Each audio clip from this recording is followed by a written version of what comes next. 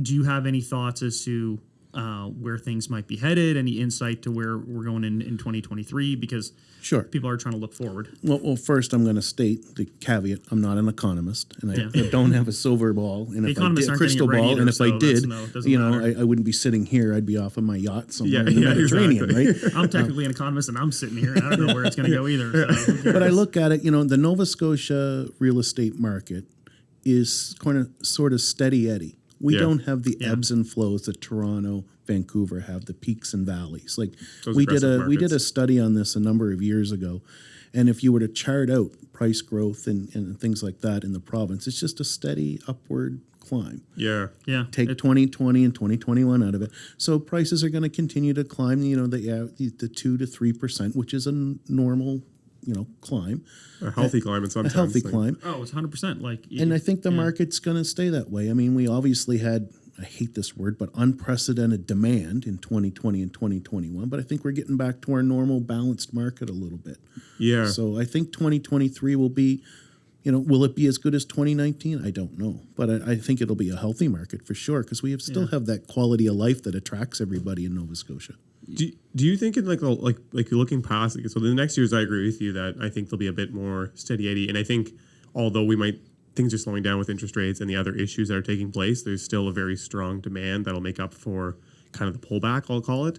Do you see in the future? Do you think we'll ever see those years? You kind of already said before, you don't think you'll ever see crazy years like that again. But I always, and it was funny, like last year, so many people would say, we're going to be like the next Vancouver. Do you think that'll ever happen on the Nova Scotia side of things? It's all immigration driven, in my opinion. And like, I've heard rumblings of them slowing down the immigration. Like, do you ever think that'll come to be a thing where we're going to have this like continuous precipitous growth that's going to cause us to become way more dense and priced at a very, very high level? I don't think so. I think we will get density in the city. I think that's a goal of the government, all levels of government, is to create some density. But I think we're in a unique time in that there's also an issue with housing supply. Yeah. That is there now that wasn't necessarily there that drove the Vancouver and Toronto markets. So, and what I mean by that is they weren't addressing the housing supply. Yeah. So it's a simple economics, to Chandler's point, supply and demand. So if there's very little supply, the demand, and there's high demand, your prices go up. Yeah. So right now they're dealing with the housing issue and the housing supply. Well, they say they are. I mean, whether or not they can get it under. There's no silver bullet. It's going to happen. So to answer Neal's question, I think they're taking steps.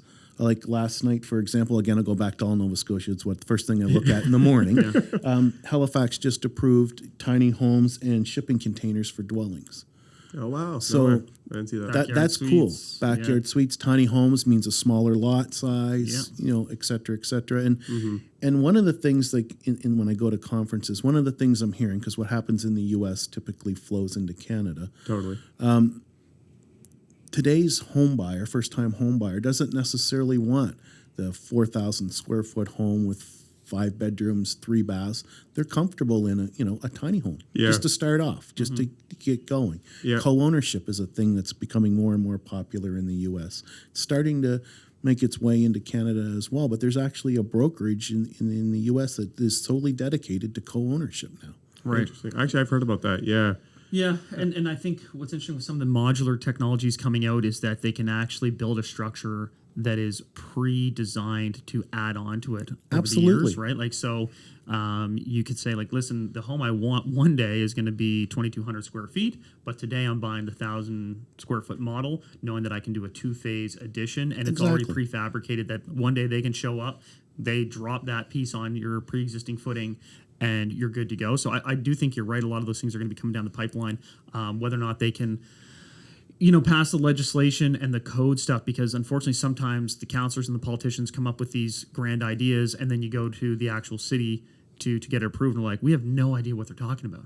They said we can do this, but we don't know exactly how the sewer lines are going to be run. We don't know the code stuff, and they have to get to the point where all these prefab structures come pre-approved code-wise, that they can literally just drop them on site and they've already been signed off on by everyone, because that's the only way we're going to go quickly. But again, When I was broke, I had rich habits. When I was broke, I had rich habits.